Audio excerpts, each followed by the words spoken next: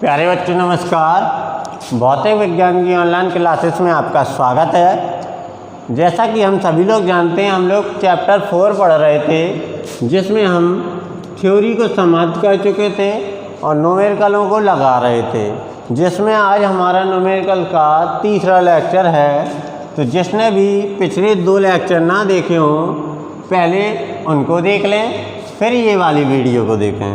तो जैसा कि हमें पता है कि हमने पिछले लेक्चर में 16 नंबर का सवाल ख़त्म कर दिया था, तो उसी के आगे चलते हुए हम देखते हैं 17 नंबर का सवाल आखिरकार क्या है और क्या कहता है। कह रहा है एक समांतर प्लेट संधारित है और प्लेटों का क्षेत्रफल उसकी 100 सेंटीमीटर स्क्वायर दे दिया है। क्या दिया है? प्लेटों का क्षेत्रफल, अर्थात प्लेट जो समांतर प्लेट संधारित की धारता हमने निकाली थी ना, तो ये 2 प्लेटें थी, इनका क्षेत्रफल हमने ए माना था, उसी ए की वैल्यू दे दी है उसने 100 सेंटीमीटर स्क्वायर। तो क्या है? प्लेटों का क्षेत्रफल ए बराबर क्या दिया गया है?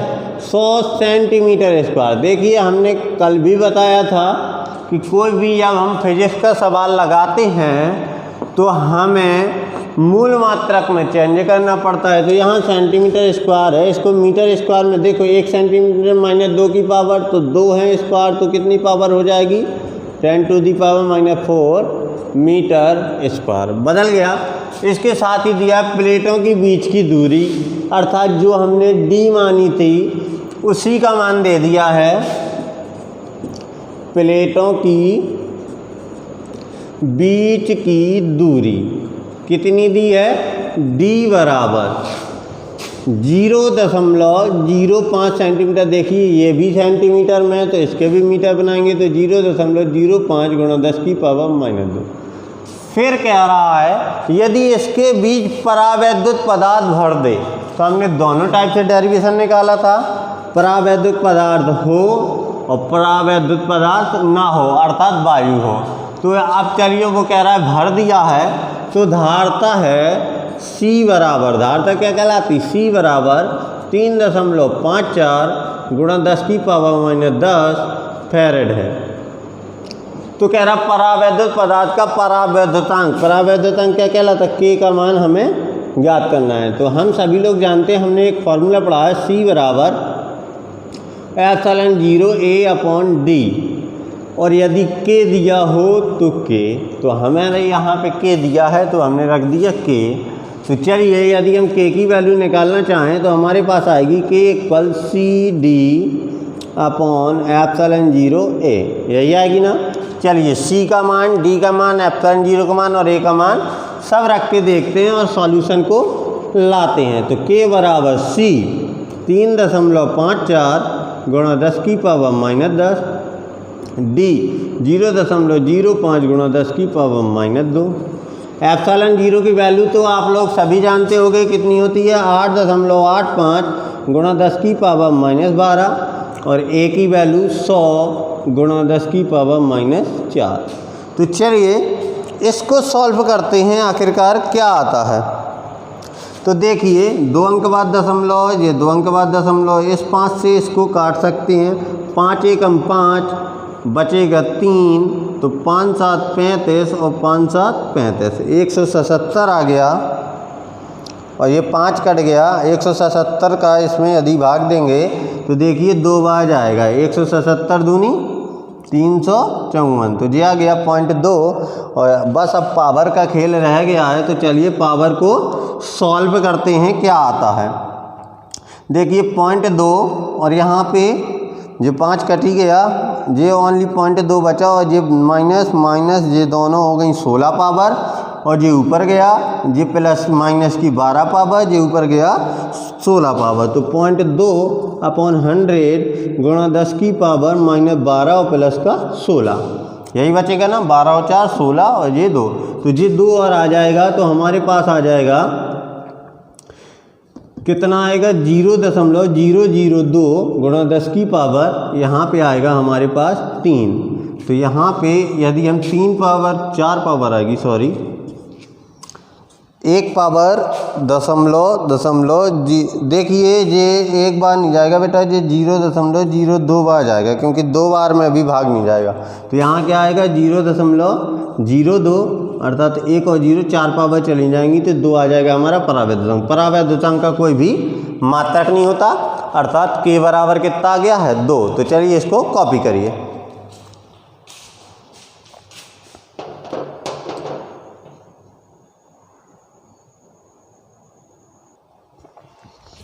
देखिए बेटा आगे देखते हैं 18वां सवाल, और मेरे ख्याल से ये बहुत ही ज़्यादा मोस्ट है, बहुत ही ज़्यादा सिंपल है। क्या कह रहा है, एक वायु संधारित्र की धारता, वायु संधारित्र की धारता अर्थात माध्यम क्या है, वायु है, कितनी है 2 माइक्रोफैरड है, और यदि उस प्लेटों के बीच में कोई माध्यम रख देते हैं तो धारता बन जाती है 12 माइक्रोफैरड। तो कह रहा माध्यम का जो परावैद्युतांक है वो बताइए। एक बात बेटा याद रखना, माध्यम का परावैद्युतांक हमेशा 1 से ज़्यादा ही आएगा। यदि 1 से कभी भी तुम्हारा कम आ गया या कहीं पे ऑप्शन में दिया है 1 से कम, तो वो माध्यम का परावैद्युतांक नहीं हो सकता, क्योंकि माध्यम का परावैद्युतांक ऑलवेज ग्रेटर देन 1 होता है। ठीक, तो चलिए इसको भी लगाते हैं। कह रहा है एक वायु संधारित्र की धारता 2 माइक्रोफैरड है, अर्थात वायु में है, तो वायु में धारिता C0, इसको क्या पढ़ते हैं C0, अर्थात C0 या C0 इक्वल टू 2 माइक्रोफैरड, और साथ ही साथ अगला दिया है 12 माइक्रोफैरड। अब माध्यम में धारिता दी है, माध्यम में धारिता, माध्यम में धारिता का मान C इक्वल दिया है 12 माइक्रोफैरड। देखिए दोनों माइक्रोफैरड में चाहो तो बदल लो, ना चाहो तो ना बदलो, क्योंकि माइक्रो से माइक्रो सब कुछ कट ही जाना है। देखना वायु में धारता, माध्यम में धारता, तो हमने तुम्हें दोनों को सॉल्व करके एक फॉर्मूला निकलवाया था, C/C0 बराबर K। अब बताइए ये कहाँ से आया है, ये आया है हमारे यहाँ से। C0 माध्यम की परावैद्युतांक तो ε0 A/d, और किसी माध्यम में यदि C निकालेंगे तो K ε0 A/d। K ε0 A/d की वैल्यू कितनी है C0, तो K × C0 अर्थात K बराबर C/C0। यहाँ से ये हमने एक फार्मूला निकाला, बनाया, और चलिए रख देते हैं। क्या आएगा, C की वैल्यू 12 और इसकी वैल्यू 2 बराबर K से काट दिया तो K इक्वल आ गया 6। देखिए K का कोई मात्रक नहीं होता, क्योंकि माइक्रोफैरड से माइक्रोफैरड कट जाता है, या कहीं भी देख लेना तो K का कोई मात्रक नहीं होता, लेकिन हमेशा पॉजिटिव वैल्यू होती है। तो आशा करते हैं ये समझ में आया होगा। इसके साथ ही देखते हैं अगला।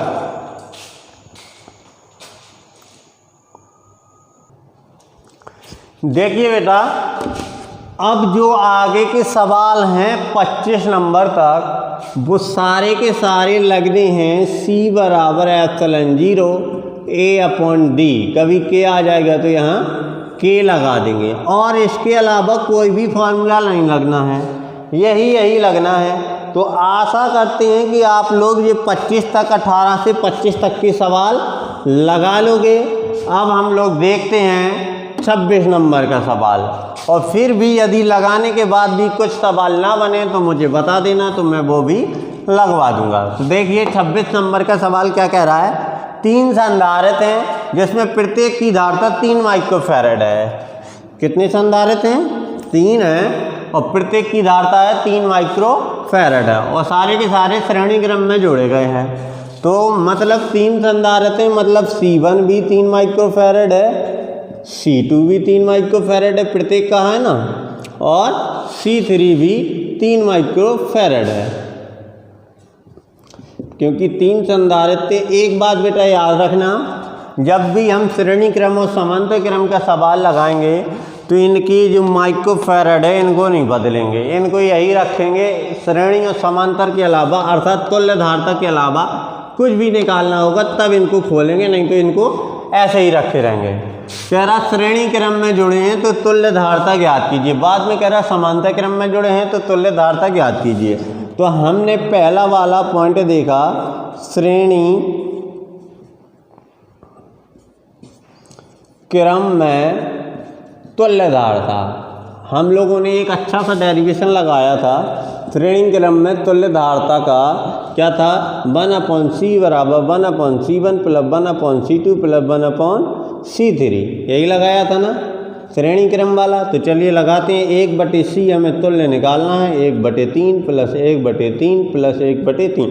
देखिए सबका क्या है, हर समान है, अर्थात कितना आ जाएगा 1 2 3, तो 3/3 अर्थात c बराबर 1। देखो सारे के सारे माइक्रोफैरड में थे तो ये भी आएगा 1 माइक्रोफैरड। अब दूसरे में कह रहा है यदि समांतर क्रम में जुड़े हों, तो समांतर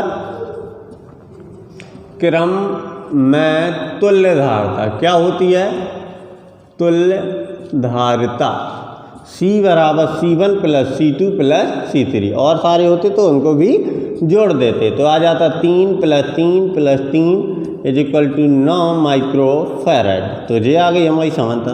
अब कभी कभी क्वेश्चन पूछ लेता है कि किस में सुविधा होती है जोड़ने में, तो समांतर क्रम में, क्योंकि हमें समांतर क्रम में तुल्यधारता अधिक आ जाती है। कभी कभी ये भी पूछता है कि अधिक धारता किस में होगी, यदि हमें अधिकतम धारता प्राप्त करनी हो तो क्या करेंगे, तो उनको समांतर क्रम में जोड़ेंगे। यदि न्यूनतम धारा प्राप्त करनी हो या न्यूनतम तुल्य धारा प्राप्त करनी हो, धारता प्राप्त करनी हो, तो क्या करेंगे, श्रेणी क्रम में जोड़ेंगे। तो चलिए इसको तो कॉपी कर लीजिए। सॉरी, क्या था, C1 = 3 माइक्रोफैरड, C2 = 3 माइक्रोफैरड और C3 = 3 माइक्रोफैरड। और किस में जुड़े थे ये, श्रेणी क्रम में। तो चलिए इनको कॉपी कर लीजिए। इसके साथ देखते हैं अगला।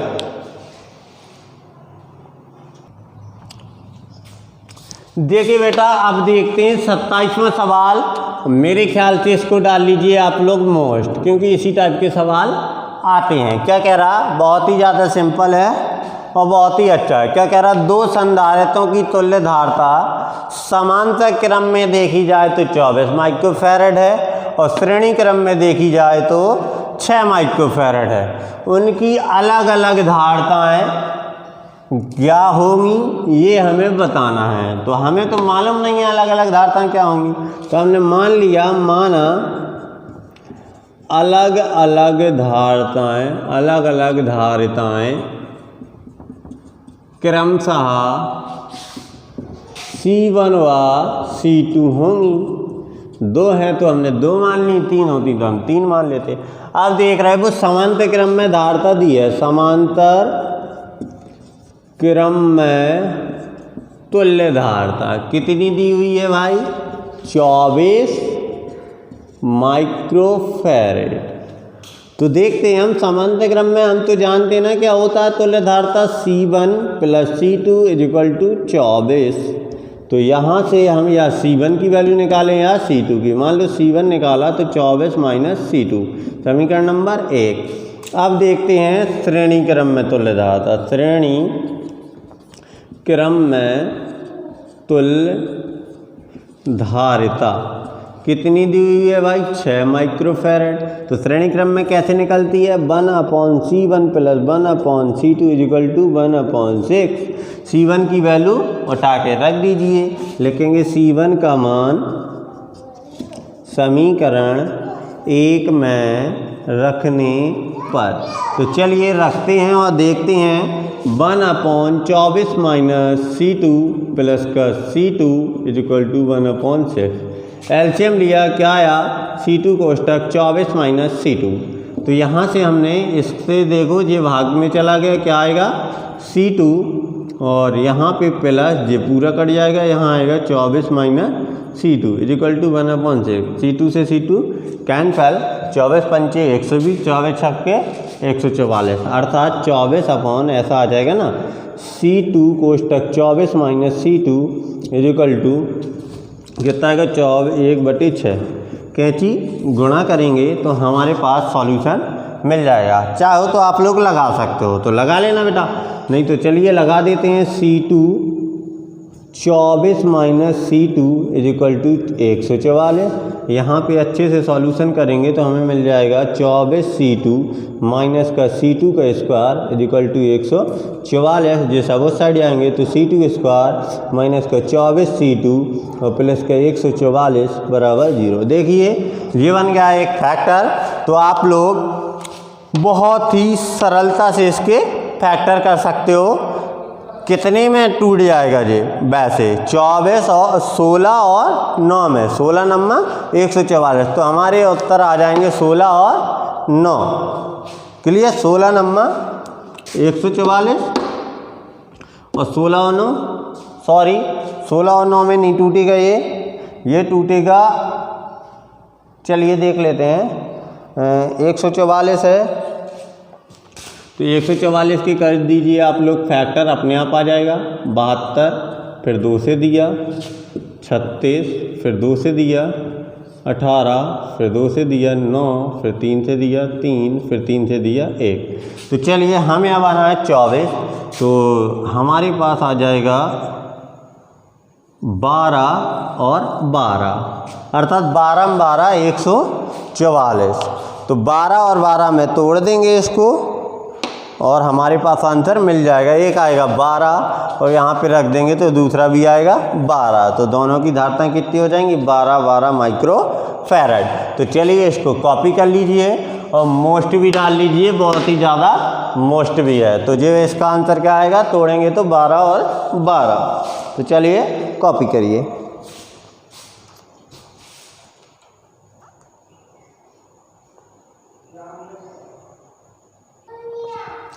देखो बेटा, देखते हैं 28वां सवाल, और बहुत ही ज़्यादा मोस्ट भी सवाल है, क्योंकि इसमें इतना घुमाया है कि कोई भी बच्चा कंफ्यूज हो जाए। ठीक है, क्या कह रहा है? 2 परिवर्ती संधारित्र हैं जिसमें से प्रत्येक की धारता 10 माइक्रोफैरड से लगाकर 500 माइक्रोफैरड तक बदली जा सकती है। अर्थात यदि हम चाहें तो दोनों को 10 माइक्रोफैरड भी कर सकते हैं और यदि चाहें तो दोनों को 500 माइक्रोफैरड भी कर सकते हैं। मतलब ऐसा अदल बदल सकते हैं कि या तो 500 माइक्रोफैरड कर सकते हैं दोनों के, या 10 माइक्रोफैरड कर सकते हैं, या इसको कुछ इसको कुछ, लेकिन 500 से ज़्यादा नहीं होनी चाहिए दोनों का मान और 10 से कम नहीं होना चाहिए दोनों का मान। फिर सवाल ने कहा इन्हें संयोजित करने पर इनको अब आपस में जोड़ना है, तो कम से कम हमने आप लोगों को बताया था कम से कम के लिए श्रेणी क्रम में जोड़ेंगे और अधिक से अधिक के लिए समांतर क्रम में जोड़ेंगे। लेकिन कम से कम श्रेणी क्रम में तो जुड़ जाएगा भाई, लेकिन यदि इन दोनों को श्रेणी क्रम में जोड़ेंगे तो वो तो कम से कम नहीं आएगी। लेकिन यदि ये इसको यही रखें और इसको हम 10 बना लें, क्योंकि ये क्या है? परिवर्ती है, इसको 10 भी बना सकते हैं और 500 भी बना सकते हैं, तो हमारा कम से कम आ जाएगा। और यदि फिर हमने अधिक से अधिक करना है तो अधिक तो ये है, इससे ज़्यादा तो ये अधिक हो नहीं सकता। कौन हो सकता है? ये। तो इसको भी हम अधिक कर लेंगे तो फिर समांतर क्रम में जोड़ देंगे। तो पहला सवाल लगा रहे हैं, परिवर्ती संधारित्र कितने दिए? परिवर्ती धारिताएं कितनी कितनी हैं? 10 माइक्रोफैरड है तथा 500 माइक्रोफैरड है। अब पहले हम लगा रहे हैं पहला वाला पार्ट, कम से कम के लिए। तो भाई इन दोनों में कम से कम 10 है, इसको भी कम से कम बना लीजिए। तो कम से कम के लिए C1 है वो 10 माइक्रोफैरड हो जाएगा और C2 है वो भी 10 माइक्रोफैरड हो जाएगा। क्योंकि ये परिवर्ती हैं, हम 10 से लगा के 500 तक कुछ भी बदल सकते। तो पहली को तो बदल नहीं सकते क्योंकि इससे कम कर नहीं सकते, दूसरी को बदल सकते हैं, तो उसको भी कर दिया 10 माइक्रोफैरड। और कम से कम के लिए किस में जोड़ेंगे हम? श्रेणी क्रम में। तो जोड़िए श्रेणी क्रम में जोड़ने पर, तो जैसे ही हम श्रेणी क्रम में जोड़ेंगे तो हमारे पास आ जाएगा 1/c बराबर 1/10 प्लस 1/10। तो टोटल आया 1/c इक्वल 1 और 1 2, क्योंकि हर समान है तो 2/10 काटा तो 1/5 और कैंची गुणा कर देंगे तो c बराबर 5 माइक्रोफैरड। तो ये आ गई हमारी कम से कम धारता। अब इन दोनों की सहायता से इससे कम धारता नहीं अब आ सकते हैं, तो ये आ गई हमारी कम से कम। अब देखते हैं, चलिए अधिक से अधिक के लिए।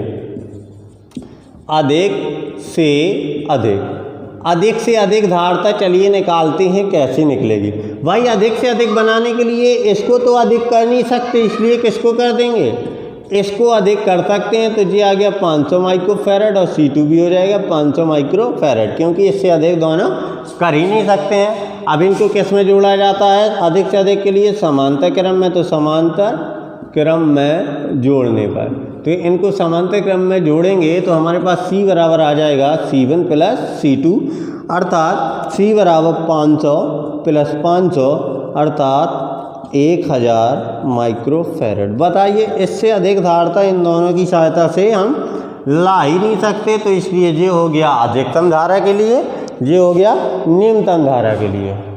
ये सवाल ये है जो न्यूमेरिकल है, ये सबसे ज़्यादा मोस्ट है, क्योंकि बच्चे अक्सर गलतियां इसमें करते हैं, इन दोनों को सीधा श्रेणी क्रम में जोड़ देते हैं और इन्हीं दोनों को सीधा समांतर क्रम में जोड़ देते हैं, तबकि जबकि उसने कहा है कि ये परिवर्ती हैं, चाहे जितना अधिक कर लो चाहे जितना कम कर लो, लेकिन कम करेंगे तो वो 10 से कम नहीं होना चाहिए, अधिक करेंगे तो वो 500 से अधिक नहीं होना चाहिए। इसलिए हमने कम से कम के लिए दोनों को 10 कर लिया और अधिक से अधिक के लिए दोनों को 500 माइक्रोफैरड कर लिया। आज के लिए बस इतना ही।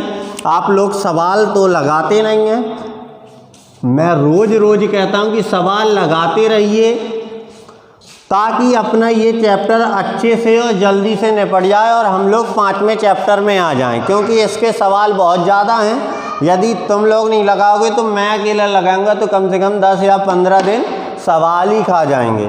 तो चलिए आज के लिए इतना ही, सवालों को लगाते रहिएगा। नमस्कार।